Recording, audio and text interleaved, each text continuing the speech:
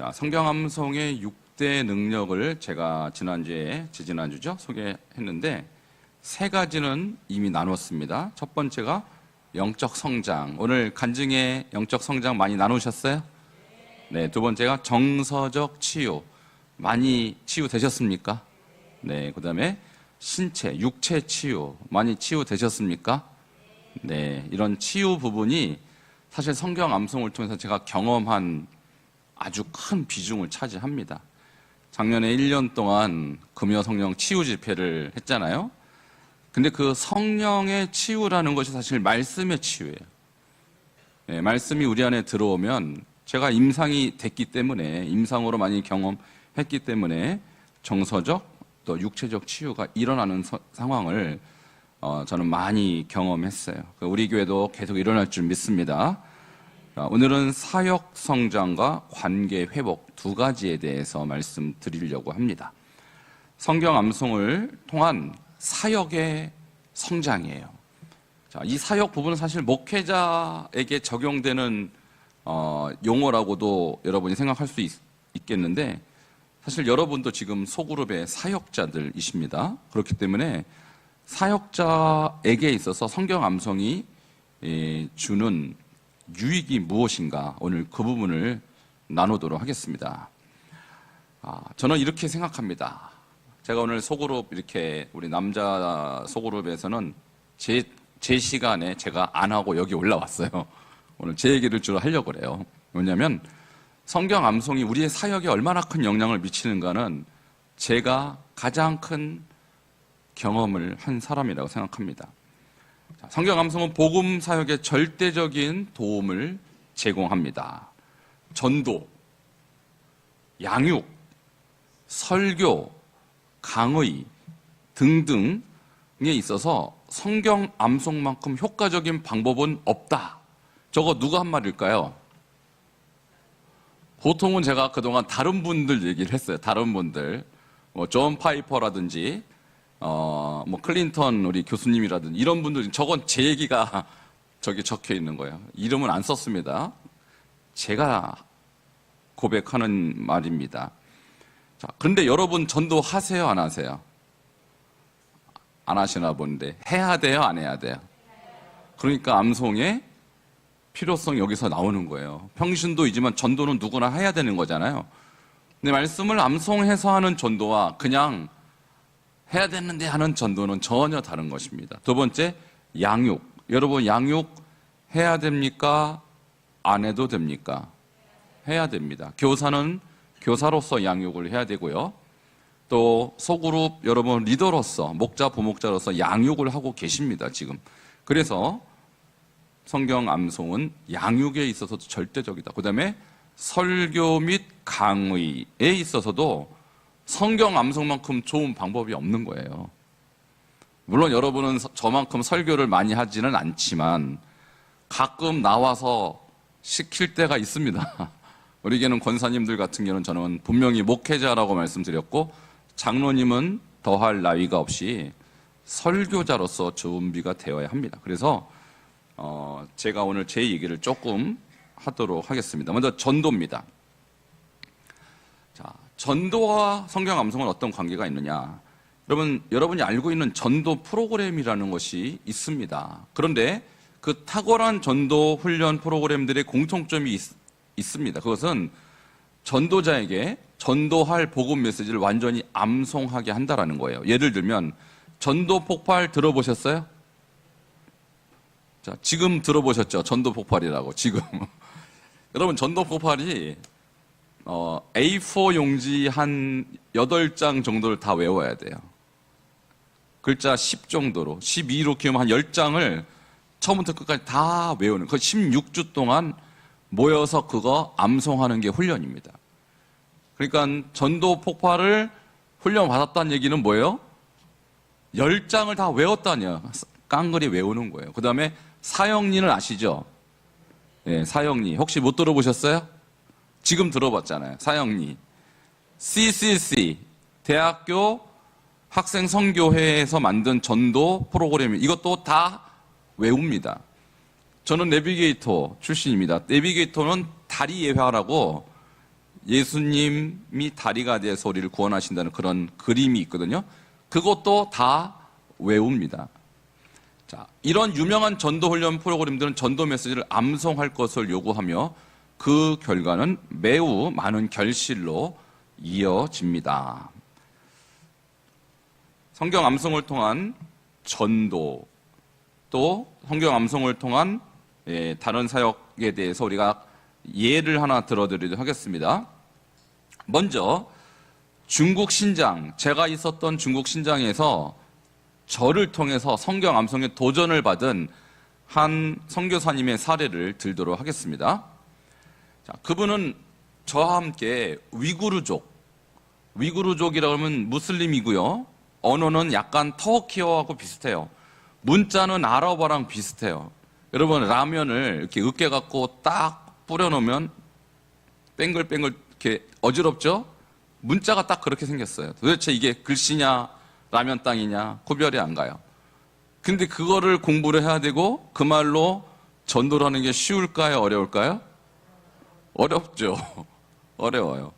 저도 이거 언어 자체가 어렵고 문자가 어려우니까 이게 도대체 읽혀지지도 않아요. 근데 그거 언제 배워서 언제 전도하나라는 생각이 들었습니다, 제가. 그래서 제가 어떻게 했냐면 전도 문구를 한 6페이지를 위구르 라면 땅처럼 생긴 거 있죠. 그거를 밑에다가 한글로 토시를 적었다고, 토시.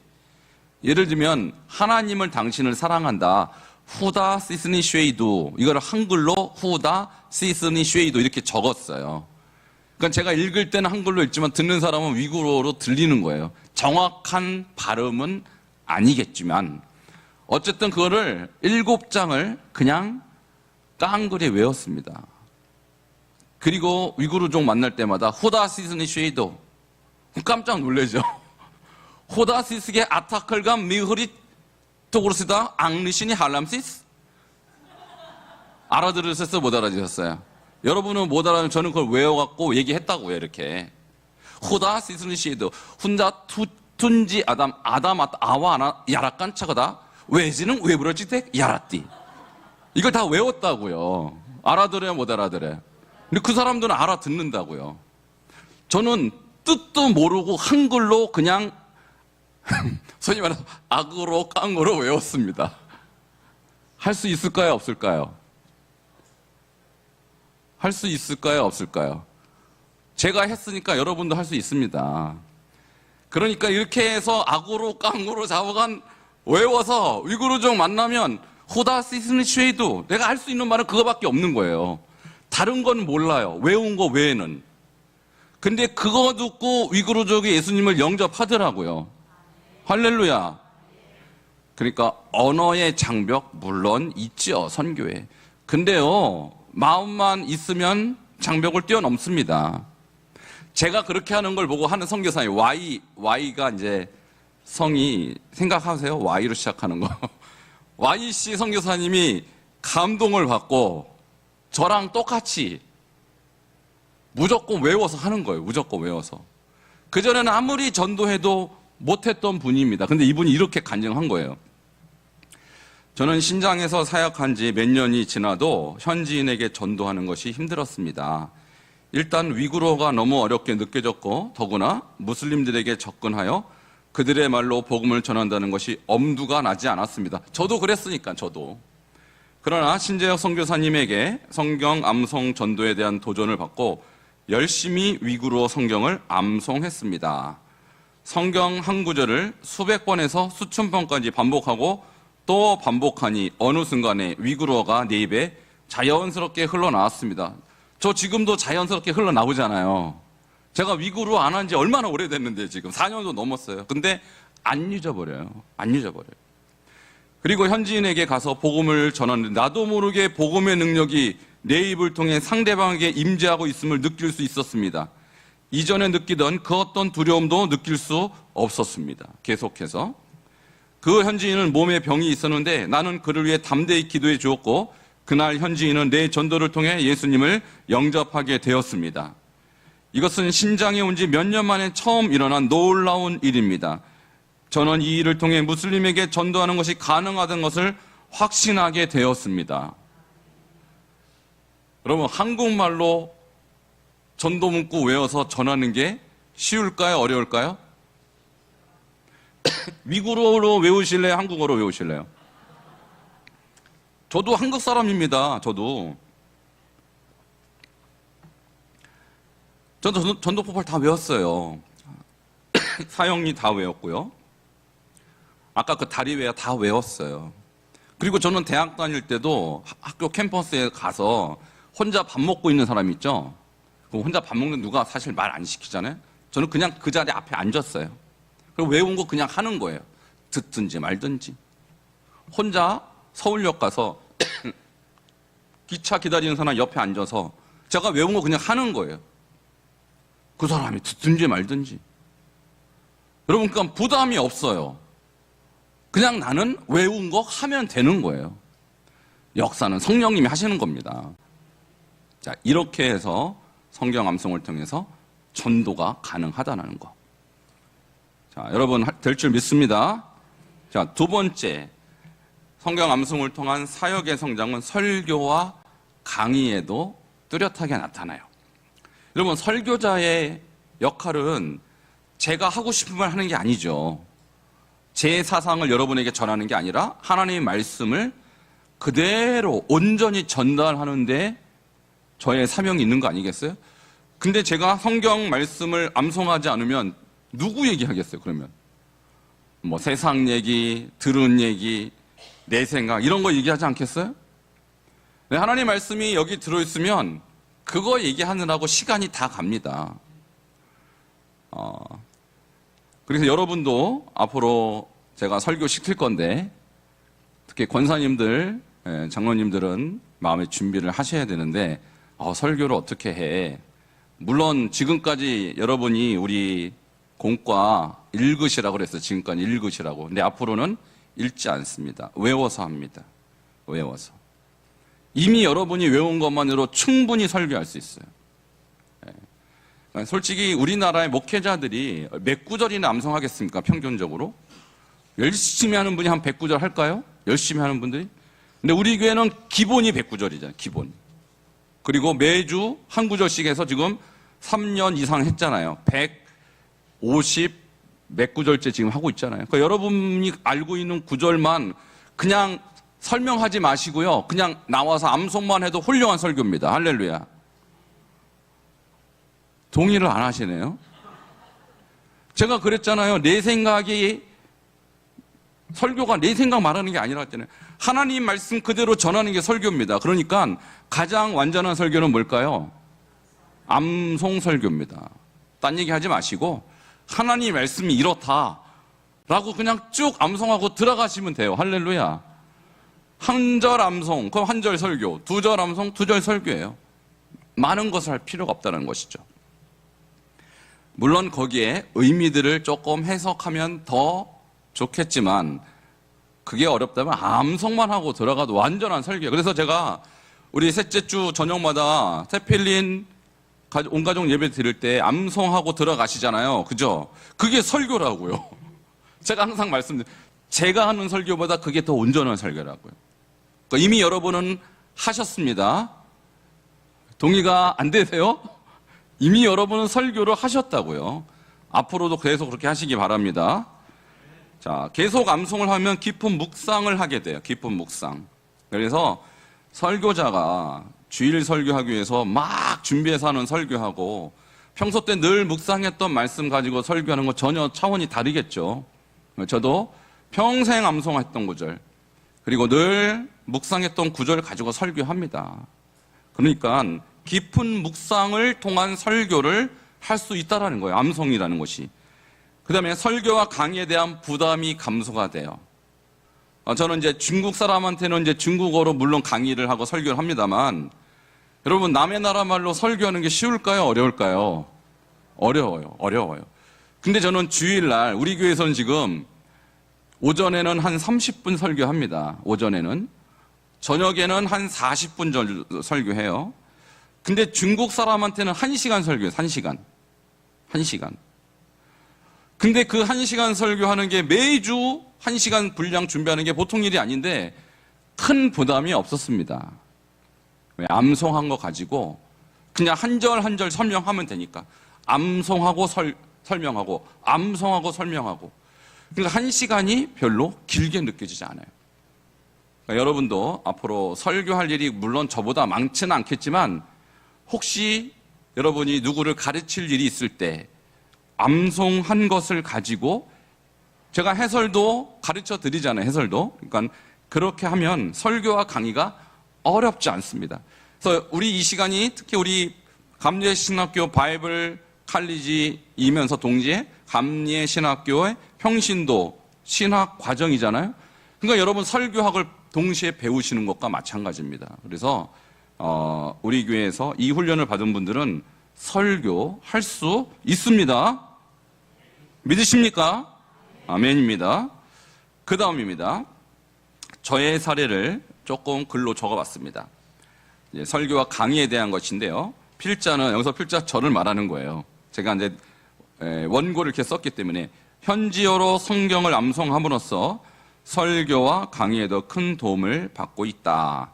신학교 강의는 한 번에 4시간에서 8시간을 연속으로 하게 되는데 여러분 제가 중국에서 신학교 사역을 했는데 한 번 하면요 4시간에서 8시간까지 해요. 오전 4시간, 오후 4시간, 하루 종일 할 때도 많아요.